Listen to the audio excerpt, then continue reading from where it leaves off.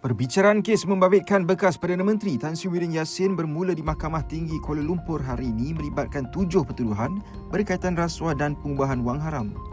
Pihak penakwaan memaklumkan akan membuktikan bahawa Parti Pribumi Bersatu Malaysia Bersatu menerima sumbangan berjuta-juta ringgit melalui Muhyiddin. Ini ketika beliau memegang jawatan Perdana Menteri dan Presiden parti itu dengan kira-kira 30 saksi dijangka dipanggil sepanjang perbicaraan. Mengikut pertuduhan pertama hingga keempat, ahli Parlimen Paguh itu didakwa menggunakan kedudukannya untuk memperoleh suapan melebihi 200 juta ringgit dengan projek Jana Wibawa. Bagi pertuduhan kelima hingga ketujuh, beliau didakwa menerima wang hasil aktiviti haram yang dimasukkan ke dalam akaun bank milik Bersatu.